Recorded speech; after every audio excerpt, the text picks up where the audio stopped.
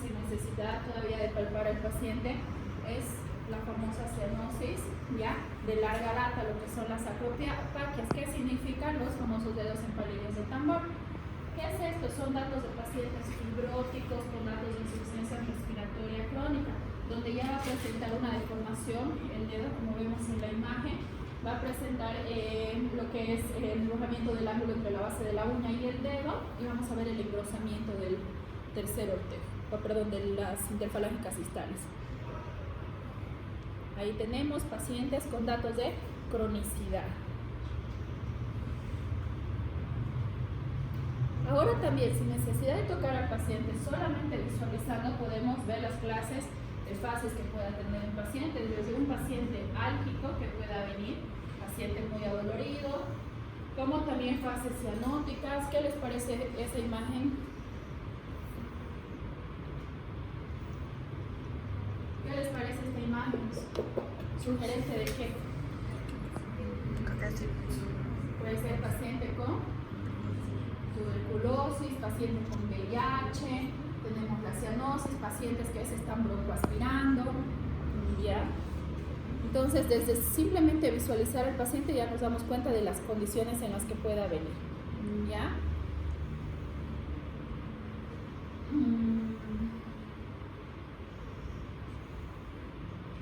Vamos a ver otro contexto también desde el estado nutricional del paciente, que es muy importante para nosotros. Como hace rato mencionábamos, ya que un paciente con obesidad también va a tener una limitación del movimiento diafragmático, ¿verdad? Por lo tanto, el paciente puede tener datos también de cronicidad por una obesidad mórbida, los pacientes poliglobúlicos también. Entonces, también nos vamos al otro extremo, los pacientes desnutridos, que también podemos visualizar lo que es el pequeño escabato, el tórax en quilla. ¿Qué más podemos visualizar? ¿Qué es eso?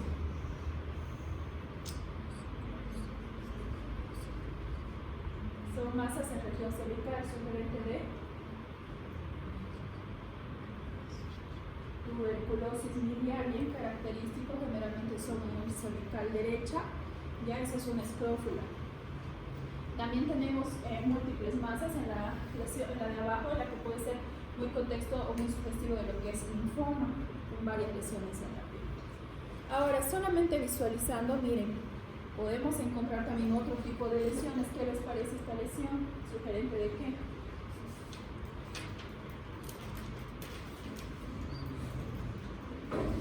¿Cómo describirían este tipo de lesión si yo les digo, para la próxima clase, describan semiología?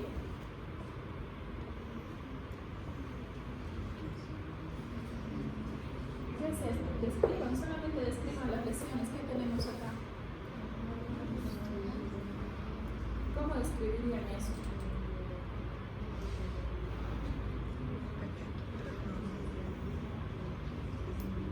Vamos, chicos, les estoy preguntando semiología, ni siquiera estoy entrando en especialidad.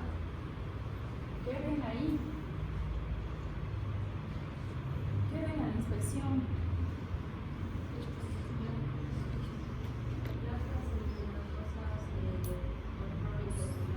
Lesiones. Cuando hablamos de placa hablamos de un engrosamiento, ¿ya? Lesiones eritematosas, ¿qué más? Múltiples, de aproximadamente 1 centímetro, diseminadas, en tórax posterior, ¿ya? Es muy sugerente de vasculitis este tipo de lesiones. Al lado, la tenemos, más conocida por todos. Herpes zóster, muy bien. Al lado, ¿qué tenemos? Pelangiotáceas. ¿De qué patología? ¿Quién produce la medusa? La cabeza de medusa. Muy bien, la circulación colateral, pacientes hepatópatas. ¿Ya? ¿Qué es esto? Muy bien, diagnóstico. Cáncer. Hiperprolactinemia, también consumo de medicamentos, generalmente la espironolactona produce. Miren cuántos diagnósticos solamente viendo. ¿Qué les parece?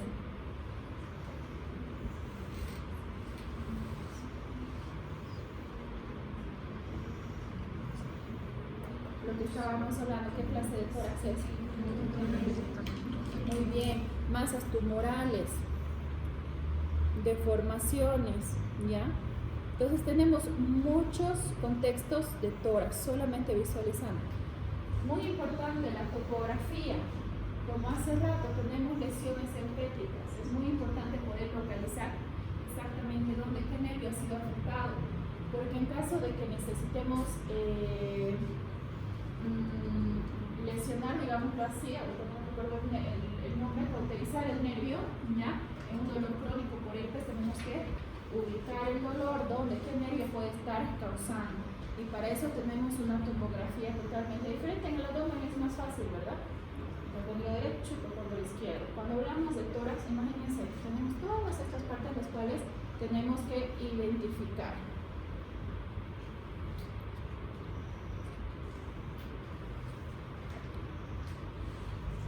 Vamos a venir a ver lo que es la palpación. Creo que todo esto ustedes ya lo conocen, ya lo han revisado, lo que es expansibilidad. Ahora se hace todo lo que es la inspección dinámica, ¿ya? Entonces, para esto vamos a ir revisando y vamos a entrar también a lo que es palpación.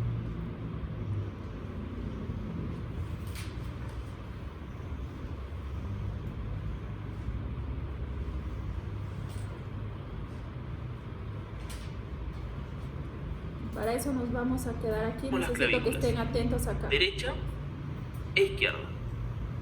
Si volvemos al manubrio y nos dirigimos hacia abajo, vamos a encontrar una saliencia que se llama ángulo de Lewis. Este es la unión entre el manubrio y el cuerpo del esternón y coincide hacia ambos lados con los cartílagos costales de las segundas costillas. Lo utilizamos como punto de referencia para contar las costillas y los espacios intercostales. Fíjense que en el hombre el pezón se corresponde aproximadamente con el quinto espacio intercostal. Podemos ir bajando hasta el reborde costal, que es el límite inferior de la caja torácica. Sobre esta vista anterior de tórax, los pulmones estarían representados de esta manera.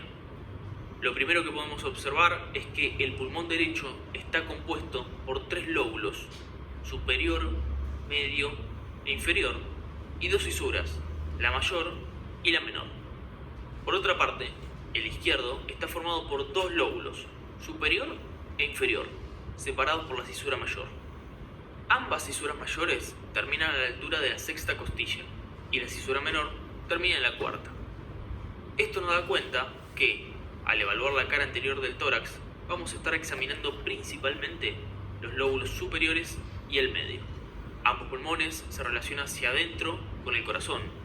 Si bien este es un órgano mediastinal, se encuentra orientado hacia la izquierda, lo que comprime el pulmón izquierdo y, por eso, es más pequeño que el pulmón derecho. En una vista lateral, los pulmones se verían así. Fíjense que aquí sí podemos evaluar todos los lóbulos, superiores, inferiores y el medio. En el pulmón derecho, la cisura horizontal comienza a la altura de la línea axilar media. Presten atención que podemos observar la diferencia de alturas de ambas cúpulas diafragmáticas. La derecha es siempre más alta. Además, fíjense cómo el fondo del saco pleural posterior es siempre más inferior que el resto. En esta vista posterior podemos palpar las apófisis espinosas. Por lo general, la vértebra prominente es C7. ¿Cómo sabemos cuál es? Le pedimos al paciente que flexione la cabeza, tocando con su mentón la cara anterior del tórax. Esto hace que se haga más evidente la apófisis espinosa de C7. Si seguimos bajando, a la altura de la tercera vértebra dorsal, tenemos la espina de la escápula. Y el ángulo inferior lo encontramos en la séptima vértebra dorsal. Si sumamos a los pulmones, podemos ver a los lóbulos superiores, pero principalmente vemos los inferiores. En cambio, al lóbulo medio no lo vemos. Las referencias que tenemos para saber dónde está el superior y dónde el inferior son los orígenes de las cisuras mayores. Ambas nacen a la altura de T5. Dentro de la inspección podemos dividirla en estática y dinámica. La estática es como si le sacaríamos una foto al paciente y vamos a observar la forma, dimensión y características del tórax. Una de las primeras cosas que vamos a observar es la forma. En las personas adultas, lo normal es que sea cónico, truncado hacia superior, con el vértice apuntando hacia el cuello y aplanado de manera anteroposterior. De cualquier manera, vamos a encontrar muchas diferencias entre personas de acuerdo a su contextura física. También puede haber alteraciones que no son patológicas, como el pecho carinatum, en la cual el esternón sobresale, o el pecho excavatum, en la cual el esternón está hundido. Ambos dos se generan cuando se fusionan los puntos de osificación esternales, pero no suelen representar problemas físicos para la persona. El tórax debe ser simétrico. Para eso miramos las clavículas, los hemitórax y los hombros. En patologías como la escoliosis, como consecuencia de la alteración tridimensional de la columna, podemos encontrar asimetrías en el tórax. Debemos observar los diámetros. Tenemos el anteroposterior, el transverso y el longitudinal. Normalmente el diámetro anteroposterior es menor que el transverso, pero en personas que padecen enfisema pulmonar, este diámetro se puede agrandar, dando el tórax en tonel. Por otro lado, en la inspección dinámica, nos vamos a enfocar en ver cómo se comporta la mecánica del tórax en relación con la respiración y los esfuerzos. Es decir, que lo vamos a evaluar en movimiento. Vamos a observar el tipo de respiración. En el sexo masculino es común encontrar una respiración costo-abdominal, mientras que en el sexo femenino predomina la respiración costal superior. Es muy importante cuantificar la frecuencia respiratoria, vale decir cuántos ciclos de inspiración, expiración y apnea ocurren en un minuto. Se puede realizar colocando una mano sobre la cara anterior del tórax del paciente, sin aclarar que estamos contando los ciclos, para que no los modifique. Este valor en personas adultas oscila entre 12 y 20 ciclos respiratorios por minuto, y es regular. Cuando está por debajo de este rango se denomina bradipnea, y cuando está por encima se denomina taquipnea. Debemos estar atentos a identificar los signos de dificultad respiratoria, como lo es el tiraje. Recordemos que, en condiciones de reposo y sin patologías agregadas, el único músculo que se contrae durante la inspiración es el diafragma. Pero cuando hay tiraje, significa que estamos utilizando la musculatura accesoria. Esto puede corroborarse a la inspección con la contracción de dicha musculatura en sentido caudocefálico. En primer lugar, se observa una depresión subcostal o abdominal. Posteriormente, los espacios intercostales por contracción de los músculos homónimos. Luego, hay depresión del hueco supraesternal y de los huecos supraclaviculares por contracción del esternocleidomastoideo, trapecio y escalenos. Por último, se observa el aleteo nasal. Este tiraje es común observar en pacientes con reagudizaciones de POC o crisis asmáticas. En caso de no encontrar hallazgos anormales, a la hora de completar la historia clínica, debemos poner: a la inspección, la frecuencia respiratoria se encuentra normal, con buena mecánica ventilatoria y sin signos de dificultad respiratoria. Después de la inspección, continuamos con la palpación. Pasamos la palma de la mano por todo el tórax, con la finalidad de corroborar los datos obtenidos en la inspección, así como también para sumar más información. La palpación permite la exploración de zonas dolorosas de la pared del tórax, como puede ser el caso de neuralgias o fracturas costales. Para evaluar las fracturas costales, palpamos la zona dolorosa con los pulpejos de los dedos. O también le podemos pedir al paciente que realice una inspiración profunda. En ambos casos, el mismo debe sentir un dolor intenso. Podemos percibir vibraciones originadas por el roce de ambas hojas pleurales inflamadas, lo que se conoce como frote pleural. Estas van a ser más notorias en inspiración. También puede haber crepitaciones producto de la presencia de aire inmediatamente por debajo de la piel, lo que llamamos enfisema subcutáneo. Esto se puede deber a un traumatismo penetrante que provoque la salida de aire desde el pulmón hacia esta región.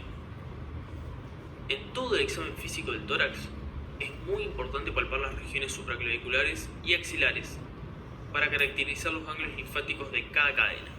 Sepan que múltiples patologías pueden aumentar su tamaño debido al gran drenaje linfático de estas cadenas. La movilidad del tórax se puede evaluar mediante las maniobras de expansión de vértices y de bases, donde normalmente debe haber una simetría entre ambos hemitórax.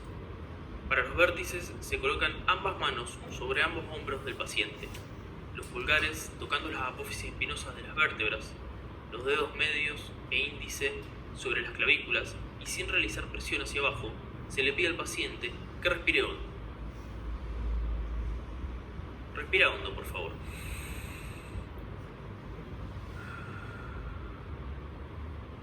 Para evaluar las bases, se colocan las manos en forma simétrica, aproximadamente a la altura de D10, con los pulgares apuntando hacia adentro y las palmas que parecieran abrazar lo más que se pueda la espalda. Respira hondo, por favor. Otra vez. En caso de haber alteraciones, estas pueden ser bilaterales, unilaterales o localizadas. En todos los casos, la patología subyacente dificulta la mecánica respiratoria, ya sea por retracciones, como lo son las enfermedades invasivas o que producen fibrosis, o porque se separan las hojas pleurales, como lo son los derrames pleurales o neumotórax. De cualquier manera, el concepto que debe quedar es que no debe haber asimetrías en el movimiento de los pulgares del examinador.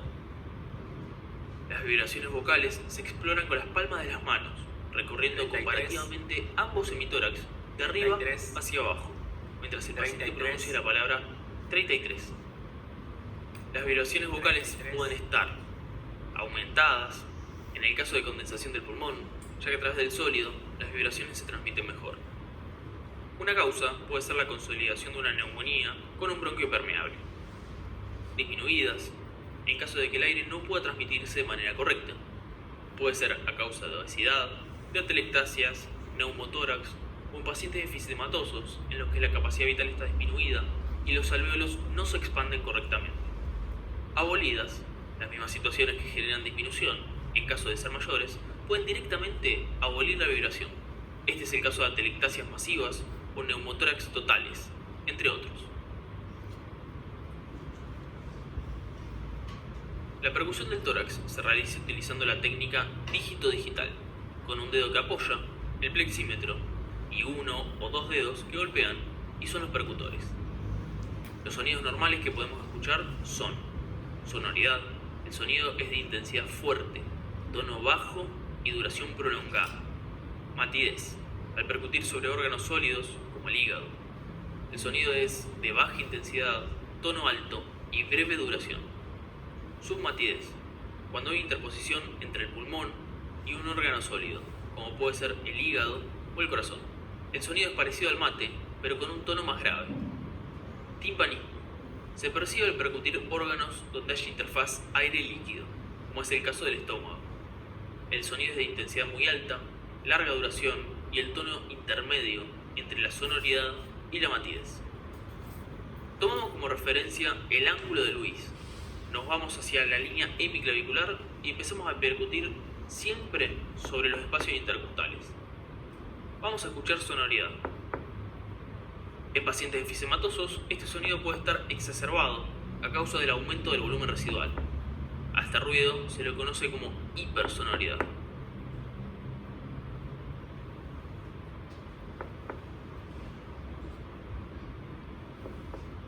Acá encontramos su matidez, a la altura de la quinta costilla.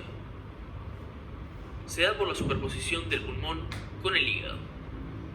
Si le pedimos al paciente que tome aire, toma aire por favor, volvemos a escuchar sonoridad por el descenso del pulmón que arrastra al hígado. Ya sobre el sexto espacio intercostal, vamos a escuchar la matidez hepática.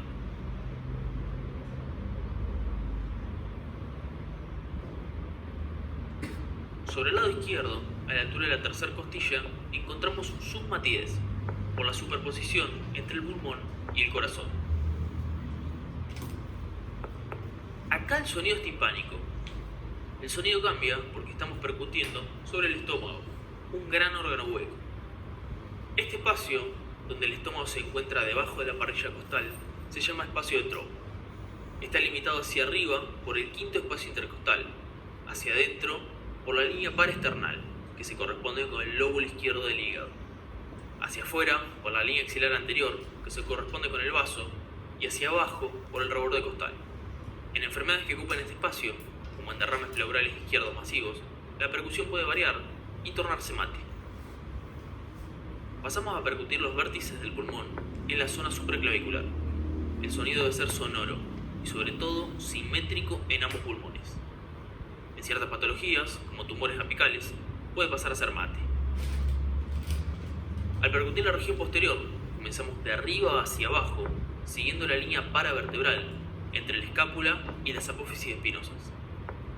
Lo normal es que escuchemos sonoridad.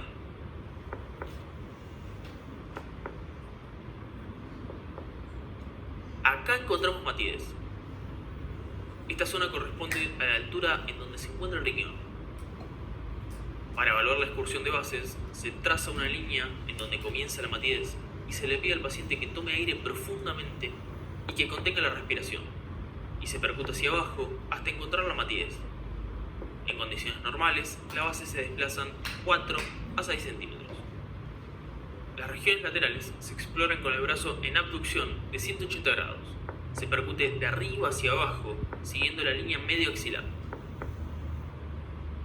Acá se escucha la matidez hepática, a la altura del noveno espacio intercostal aproximadamente.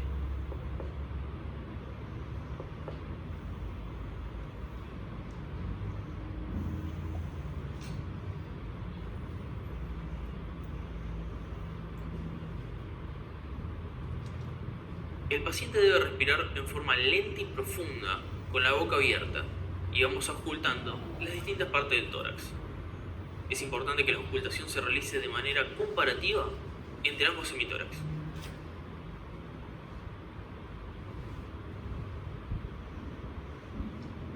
Hay 3 ruidos respiratorios normales.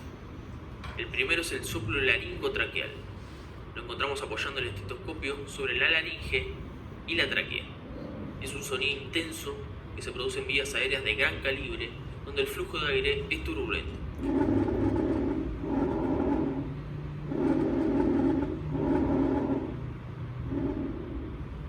El segundo, el murmullo vesicular, lo encontramos en el resto de la superficie torácica.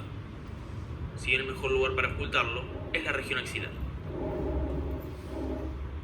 Es provocado por la distensión de los alvéolos con la entrada del aire. Es un sonido suave y de tonalidad baja. El tercero se produce por la superposición de los dos anteriores, el sonido o ruido broncovesicular. Este se encuentra a nivel de las bifurcaciones de los grandes bronquios, superpuestos con una porción de parénquima pulmonar. Recuerden que solo se ocultan a nivel paraesternal, en los primeros espacios intercostales o supraclaviculares, y en la cara posterior a nivel de la fosa supraespinosa.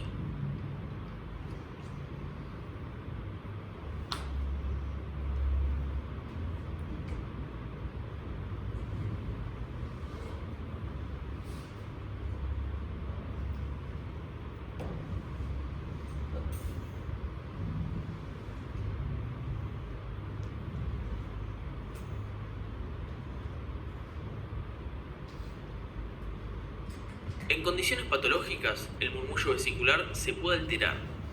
Se puede reemplazar por un sonido parecido al soplo laringotraqueal o pueden aparecer ruidos agregados. El murmullo vesicular aumenta a causa de la hiperventilación. Se produce durante el ejercicio, en caso de acidosis metabólicas, en la que el paciente necesita eliminar más cantidad de dióxido de carbono de lo normal, o en pacientes que tienen atelectasia en el pulmón y compensan esa falta de aire hiperventilando el pulmón contralateral. Puede estar disminuido cuando la entrada de aire en los alvéolos es menor. Esto se puede deber a cuadros restrictivos como atelectasias por obstrucción o enfermedades neuromusculares que afecten la inervación del diafragma, como es el caso de Guillain-Barré. Cuando en zonas donde deberíamos escuchar murmullo vesicular escuchamos un ruido similar al laringotraqueal, estamos en presencia de un soplo tubárico. Este ruido es común escucharlo en las neumonías, en las cuales se produce una condensación del pulmón y, de esta manera, permite que el ruido producido en las vías aéreas de gran calibre se transmita hacia zonas más distales. A nivel de las pleuras podemos escuchar el soplo pleural. es similar al tuárico, pero un poco menos intenso. Es producido por pequeños derrames pleurales. Como sonidos agregados, tenemos a los estertores secos por un lado y a los húmedos por otro. Los secos se escucha cuando hay una obstrucción bronquial. Lo que se percibe es la vibración de las vías aéreas estrechadas. Predominantemente se escuchan en expiración de manera continua, aunque pueden oírse en ambos tiempos. Se pueden deber a secreciones espesas, edemas en la pared o contracción de la musculatura bronquial. Tenemos a las sibilancias. Es un sonido agudo e indica gran obstrucción. El ruido es parecido al que se produce cuando silbamos.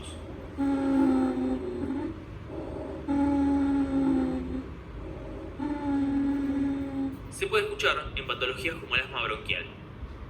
Como el motivo de la obstrucción no es el moco, no se modifica con la tos. Por otro lado, en bronquios de gran calibre tenemos el roncus. Es un sonido más bien grave. Por lo tanto, indica un grado menor de obstrucción. Su sonido es similar al de un ronquido.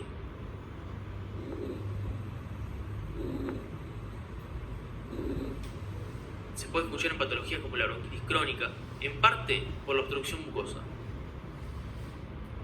Por eso puede modificarse o desaparecer con la tos, ya que mueve las secreciones. Si volvemos a la clasificación, los estertores húmedos o rales se escuchan cuando hay presencia de secreciones en los bronquíolos o debido al colapso y apertura de los alvéolos. A diferencia de los secos, estos predominan en inspiración y son discontinuos. Los que se encuentran en los bronquios de pequeño calibre se llaman subcrepitantes y se escuchan en ambos tiempos respiratorios. Su sonido se asemeja al soplar con una bombilla en el agua. Se lo suele encontrar en la bronquitis o en la bronquiolitis en los niños. En este caso, se modifican con la tos. Por último, tenemos a los crepitantes. Estos se producen por el despegamiento de las paredes alveolares. Se escuchan al final de la inspiración y se parecen al sonido del frote de pelos con los dedos. Se los encuentra en las neumonías, en las fases inicial y final, en insuficiencia cardíaca congestiva y en el edema agudo de pulmón. En este caso, se ocultan rales bibasales en marea ascendente.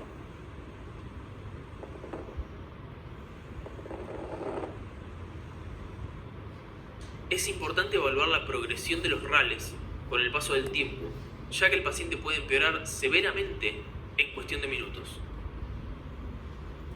Este ruido no se modifica con la tos. Al momento de completar la historia clínica, en caso de no encontrar hallazgos anormales, la manera correcta de especificarlo es poniendo buena entrada bilateral de aire, con murmullo vesicular conservado, en todos los campos pulmonares, sin ruidos agregados.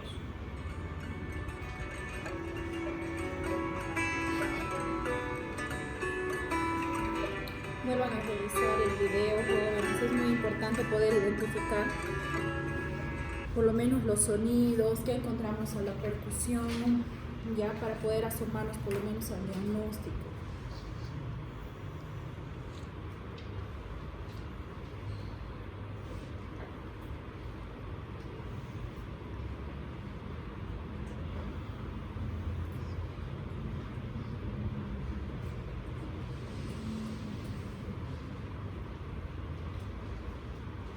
Como para la próxima clase ya tenemos lo que son las historias clínicas, para la subsiguiente clase tenemos una tarea.